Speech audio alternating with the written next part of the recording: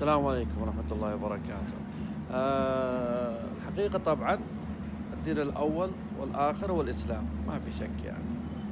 آه، من النبي آدم عليه السلام إلى النبي محمد صلى الله عليه وسلم. فحقيقة الأرض فعليا أصلها أو ابن آدم جميعهم مسلمين، وهذا لهذا خلق آدم وأحفاده لعبادة الله وحده لا شريك له، وهذا أحد يهودي أيضا يعترف بهذا الشيء.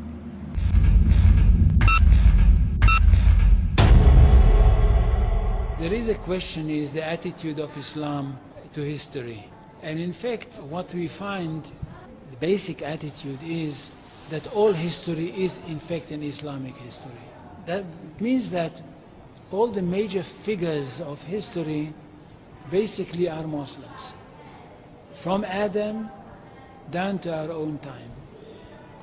So if the Jews or the Christians are demanding something and basing it on the fact that there was a king called Solomon, or a king called David, or a prophet called Moses, or Jesus, then of course what they are doing, they are saying something which is not true, or in fact they don't know that all these figures were basically Muslim figures. They were, in fact, since the creation of the world there is only one religion, and this is the religion of Islam.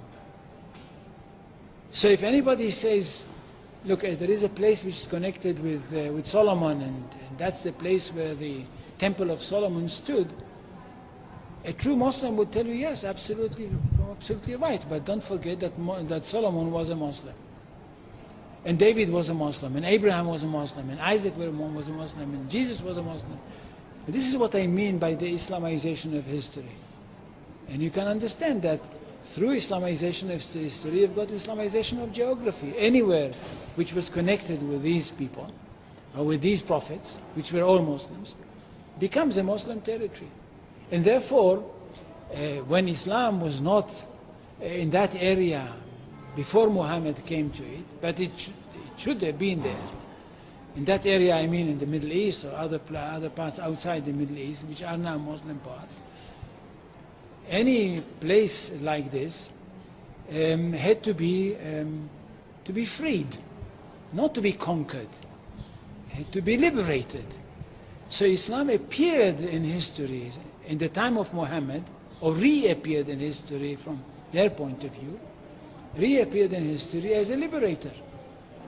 And therefore there is no Islamic occupation. If somebody occupied anything, it would be always somebody else, not the Muslims. So there is no Islamic occupation, there is only Islamic liberation. So there is no Islamic occupation, there is only Islamic liberation.